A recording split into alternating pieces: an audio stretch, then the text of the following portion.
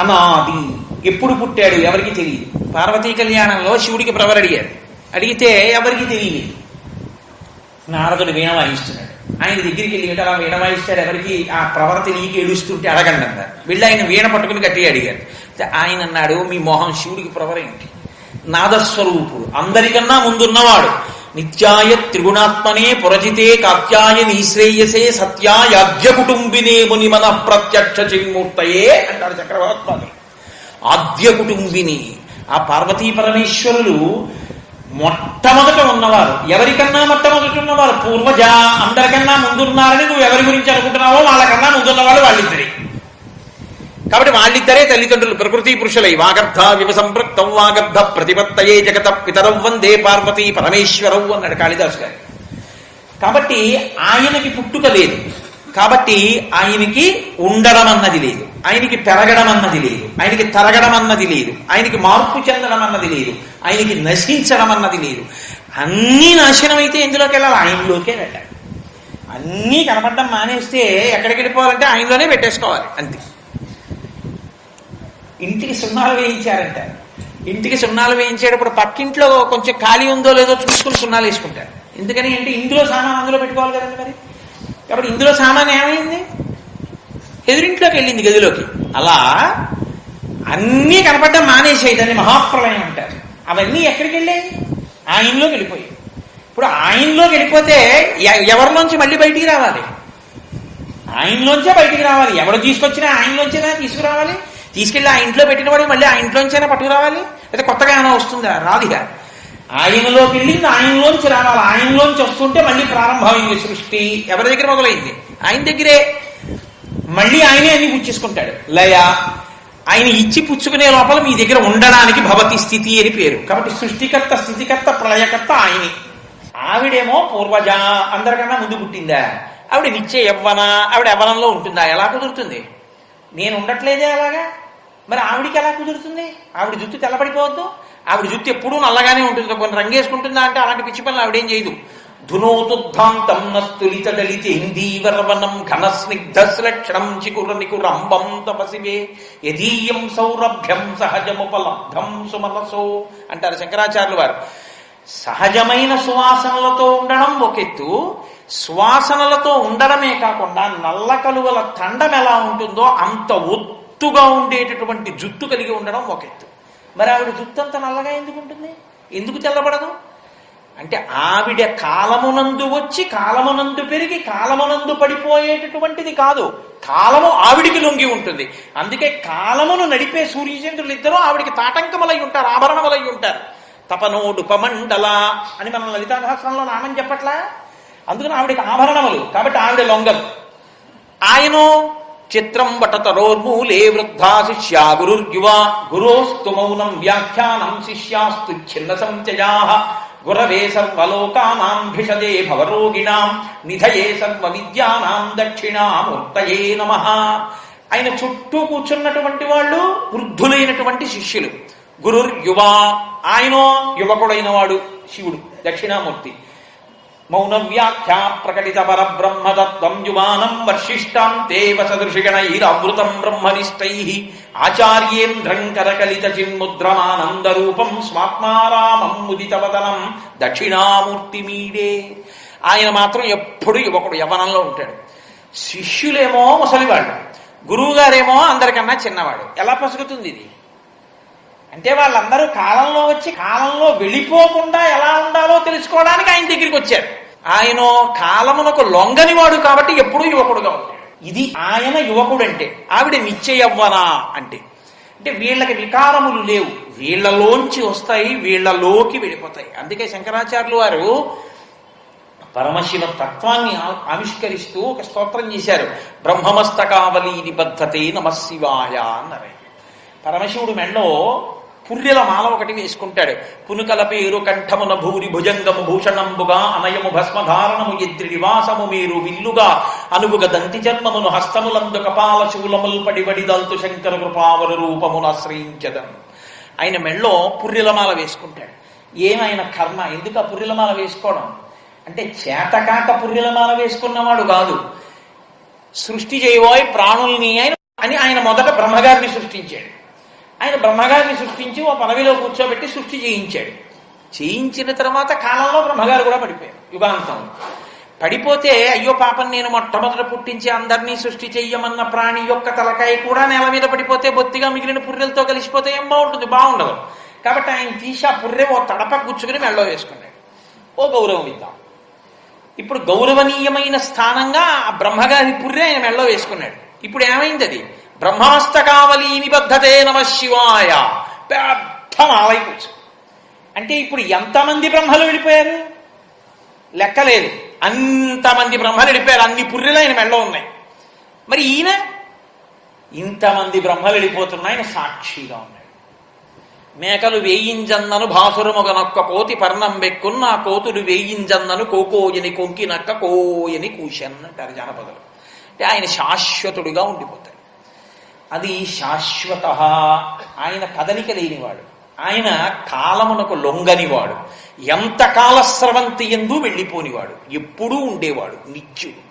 నిత్య శుద్ధ బుద్ధ పరిపూర్ణ సచ్చిదానందద్వైత పరమ ప్రకాశాయ పరమశాంత ప్రకాశాయ తేజోరూపాయ తేజోధిపతయే ఉంటుంది కవచం. కాబట్టి అటువంటి స్వరూపం ఉన్నవాడు 6 వికారములు లేనివాడు. ఇప్పుడు ఆయనకి వికారాలు లేకపోతే మన వికారం సంగతి ఏంటి అంటే, ఎవరు ఆయన పాదములు పట్టుకుంటారో వాళ్ళకి వికారములు లేకుండా చెయ్యగలిగిన వాడు. అంటే ఆయనగా మార్చగలిగిన వాడు. ఆయనలో కలిపేసుకుంటాడు. అందుకే ఆయనలో కలిపేసుకోవాలంటే ఏ రెండు పోవాలి? పుట్టుకుండకూడదు, చావు ఉండకూడదు. అంతే కదా సత్యం. ఇక జగత్తుగా ఉండకూడదంటే పుట్టకూడదు, చావకూడదు. పుట్టకుండా చావకుండా ఉండాలంటే పుట్టేట్టు చేసేవాడు మన్మధుడు, చచ్చేట్టు చేసేవాడు యమధర్మరాజు. యమధర్మరాజుని గుడ్డల మీద చంపినవాడు, మన్మధుడిని కాల్చినవాడు పరమేశ్వరుడు. కాబట్టి నీకు ఇదే ఆఖరిసారి శరీరం వదలడం. ఇక నువ్వు మళ్ళీ పుట్టవలసిన అవసరం లేదు. ఎందుకనంటే ఆయనలో కలిసిపోతావు. ఆయన పాదములు పట్టుకున్నవాడు ఆయన యందే కలిసిపోతాడు. శివభుజంగ స్తోత్రంలో శంకర భగవత్పాదులు ఇదే హామీ ఇస్తారు. ఎవరు ఈ స్తోత్రం చదివి పట్టుకుంటున్నారో వారు ఈశ్వరుడు యందే కలిసిపోతున్నారు అంటారు. కాబట్టి ఇక మళ్ళీ పుట్టడం, ఈ అల్లరి, ఈ గొడవ ఇవేం ఉండవు. ఇక షడ్వికారములు ఉండవు. ఉండని స్థితిని కల్పించగలిగిన వాడెవరో ఆయనకి శివ అని పేరు. కాదు కాదు, శివ అన్న మాటకు అర్థం ఏమిటో తెలుసా అండి? అమరకోశమే వ్యాఖ్యానం చేస్తోంది. శ్రేయస్సు, శివం, భద్రం, కళ్యాణం, మంగళం, క్షేమం, శుభం, కుశలం కల్పించగలిగినటువంటి వాడు ఎవరో ఆయనకి శివ అని పేరు. మీరు బాగా జ్ఞాపకం పెట్టుకోవాలి ఈ మాటలో. ఎవరు శివుడు అంటే శ్రేయం, మీకు శ్రేయస్సునిచ్చినటువంటి వాడెవరో ఆయన శివుడు. శ్రేయస్సు ఎక్కడి నుంచి వస్తుంది? శివానుగ్రహంగానే వస్తుంది. శ్రేయస్సు అన్న మాటకు అర్థం ఏంటో తెలుసండి? ఇవన్నీ పర్యాయ పదాలుగా వాడతాం మనం, కానీ ఏ పదానికి ఆ పదానికి అర్థం మారిపోతుంది. శ్రేయస్సు అంటే కాలమునందు మీరు సంకల్పించినటువంటి మంచి పని జరగడానికి కావలసినటువంటి ఆనుకూల్యమైన స్థితి ఏర్పడుట, దానికి శ్రేయస్సు అని పేరు. అంటే నేను మీకు ఉదాహరణ చెప్పాలి అంటే, నా కూతురికి పెళ్లి చేద్దాం అనుకుంటున్నాను, కన్యాదానం చెయ్యాలి. శుభలేఖలు వేసేసుకున్నాను, వంటమాలను పెట్టేసుకున్నాను, అన్నీ పెట్టేసుకున్నాను, వంట చేయించేసుకున్నాను, పందిర్లన్నీ వేయించుకున్నాను. ఇంకా రాత్రి 11 గంటలకి కన్యాదానం చేస్తాను. రాత్రి 7 గంటలకి ఎక్కడి నుంచి వచ్చిందో తెలియదు ఆ పెనుగాలి. ఒక బ్రహ్మాండమైన పెనుగాలి వేసిన పందిళ్ల దగ్గర నుంచి, పెట్టుకున్న సంబారముల దగ్గర నుంచి అసలు మనుషులే ఎగిరిపోతారా అన్నంత భయంకరమైన గాలి వేసి అన్నీ ఎగిరిపోయాయి. కట్టుబట్టలతో సుముహూర్తానికి గబగబా చెయ్యాలి కాబట్టి కటిక చీకట్లో కరెంటు కూడా లేని స్థితిలో దీపం ఇలా పెట్టడానికి కూడా లేదంత గాలి. అప్పుడు ఎలాగో అలా ఓ దీపాన్ని తీసుకొచ్చి నా కూతురు మెళ్ళలో 3 ముళ్ళు వేయించాను అనుకోండి. ఇలా జరగడానికి తుఫాన్ వస్తుంది అని ప్రమాద హెచ్చరిక ఉండి కూడా తుఫాన్ రాకుండా సంతోషంగా మీరు అనుకున్నట్టు హాయిగా పందిరి వేసి వాతావరణం చల్లగా ఉండి చక్కగా మీరు గోదానం చేసి కన్యాదానం చేసి, మీరు కన్యాదానం చేసిన తర్వాత కొన్ని వేల మందికి మీరు అన్నం పెట్టి సంతోషంగా ఇంతమంది బంధుమిత్రుల్ని చూసుకుని మీరు పరవశించిపోయేటట్టుగా మీకు ఆనుకూల్యమై పరిస్థితులు నిలబడ్డాయనుకోండి, ఇప్పుడు పెళ్లి చేసిన దానికి అప్పుడు పెళ్లి చేసిన దానికి తేడా ఉందా లేదా? మీరు చేయవలసిన ధార్మికమైన పని, మీరు చెయ్యవలసిన మంచి పని, ఆ మంచి పని ఏ విఘ్నము లేకుండా చాలా చక్కగా జరిగేటట్టు చెయ్యగలిగినటువంటి, జరిపించగలిగినటువంటి అనుగ్రహము ఎవరి నుండి శివానుగ్రహం లేదో నువ్వు అనుకున్న కార్యము, నువ్వు సంకల్పం చేసిన కార్యం మంచిదైనా అయిందనిపిస్తాడు. మహా అయితే అయిందనిపిస్తాడు. దాని ప్రయోజనం చాలా మందికి అందే అవకాశం ఉండదు. ఎందుకు ఉండదు? ప్రతిబంధకం అలా ఏర్పడుతుంది. శ్రేయస్సు, భద్రం. భద్రం అంటే ఏమిటో తెలుసా అండి? ఉన్నది ఉండడం భద్రం. ఉన్నది ఉండకుండా పోయిందనుకోండి, భద్రత లేదు అని గుర్తు.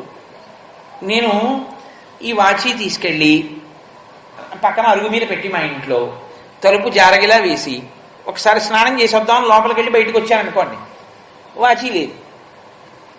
అరే వాచి ఇక్కడ పెట్టాను, ఎవరన్నా వచ్చారా? ఎవరు రాలేదే, మరి ఏమైంది వాచి? నమ చోరాయచ, నీకు చెప్పొస్తాడేంటి దొంగ? వాడు తలుపు తీశాడు, పక్కనే వాచి ఉంది, పడుకోడు. కాబట్టి ఇప్పుడు నువ్వు పరిగెత్తుకుంటూ వీధిలోకి వెళ్ళి ఏడు దొంగ ఏడు దొంగ అంటే నీకు కనపడతాడా నేనే దొంగ అని? నిజంగా వాచి తీసిన వాడు అక్కడే ఉన్నా నీకు తెలియదు దొంగ అని. ఎవరిని అడుగుతావు? ఉన్నది ఉండుట భద్రం. ఇది ఎక్కడి నుంచి వస్తుందో తెలుసా అండి? శివానుగ్రహంగా వస్తుంది. మూడవది శివం. ఇది చాలా చాలా ప్రధానమండి. అందుకే శివ శివ శివ శివ శివ శివ అంటూనే ఉంటారు పెద్దలు. శివ శివ అనరాధా అని. కాళహస్తీశ్వర శతకంలో ధూర్జటైతే ఒడుగు ముందుకేసి అన్నాడు, పవి పుష్పంబగు అగ్ని మంచగు నాకూపారం భూమిస్థలంబగు శత్రుండతిమిత్రుడవు విషము దివ్యాహారమవు నిన్నగా అవనీ మండలిలో పలం శివ శివేచ్ఛాభాషణోల్లాసకిం శివాని నామము సర్వవస్యకరమౌ శ్రీకాళహస్తీశ్వర అన్నాడు. శివం అన్న మాటకు అర్థం ఏమిటో తెలుసా అండి? ఎప్పుడు మూడు నడుస్తూ ఉంటాయి, ఈ మూడిటి మీద మీకు అధికారం ఉండదు. ఇది చిత్రం.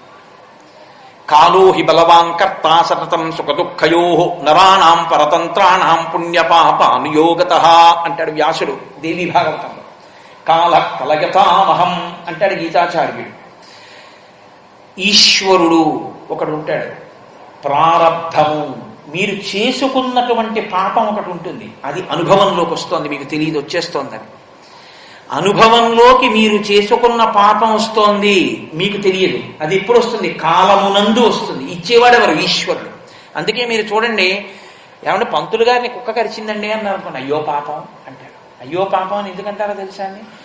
ఎప్పుడో ఏ కుక్కో నిద్రపోతుండగా నిష్కారణంగా కర్ర పెట్టి కొట్టి ఆ కుక్క పారిపోయేటట్టు బాధపడేటట్టు చేసినటువంటి పాపాన్ని పరమేశ్వరుడు జాగ్రత్తగా గుప్తంగా రాసి ఈ పంతులు గారి యొక్క ఖాతాలో వేసి అట్టే పెట్టి ఉంచి ఎప్పుడు అనుభవింపచేద్దామా అని, ఇవాళ అనుభవింపచేద్దామని నిర్ణయానికి వచ్చి ప్రారంభంగా మార్చి కుక్క చేత కరిపించి 6 నెలలు అరటిపండు తినకుండా బొడ్డు చుట్టూ ఇంజక్షన్లు చేయించుకుని భయంతో అడిగిపోయేటట్టు పంతులు గారిని ఈ పాపం అనుభవించేటట్టు చేసి ఉన్నాడు.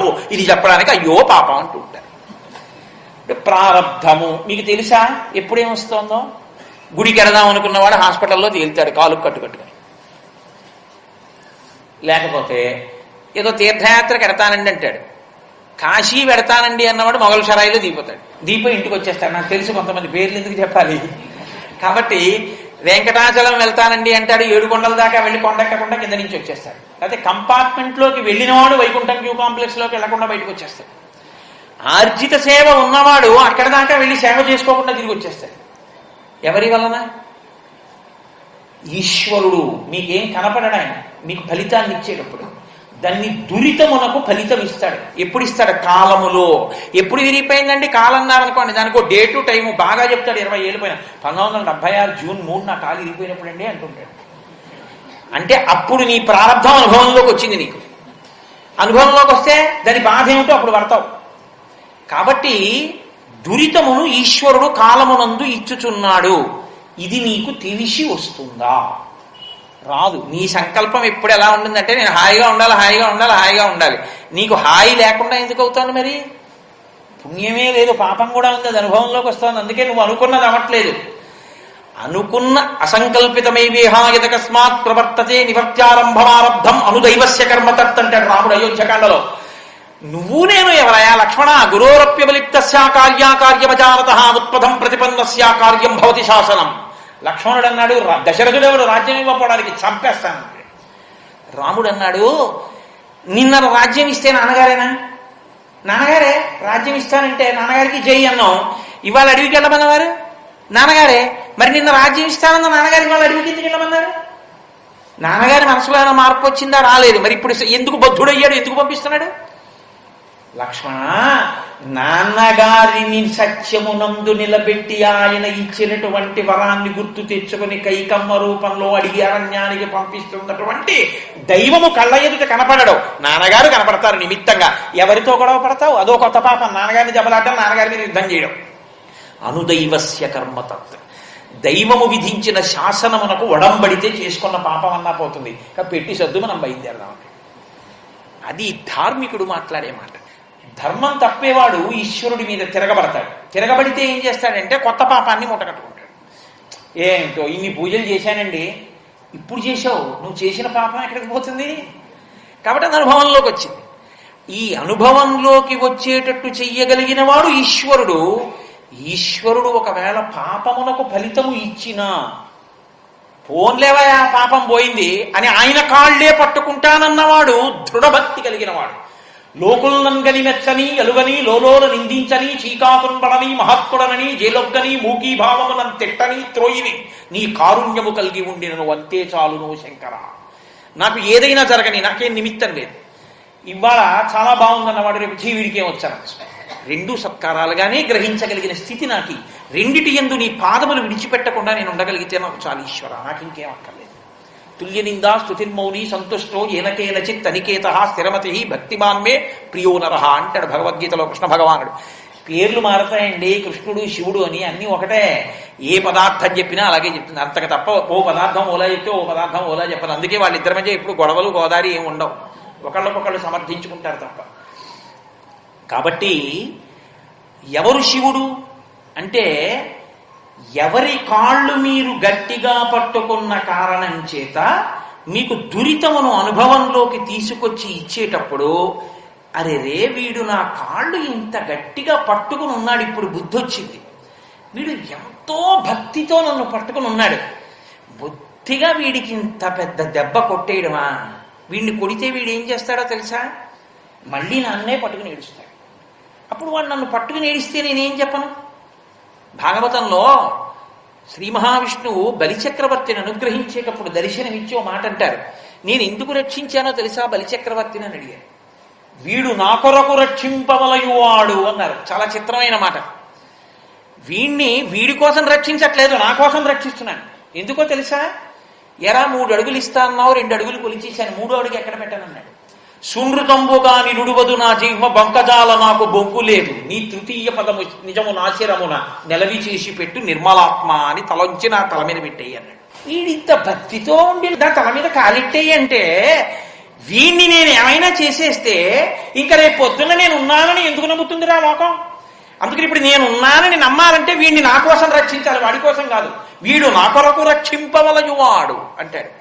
కాబట్టి ఈశ్వరుణ్ణి భక్తులు బంధిస్తారు.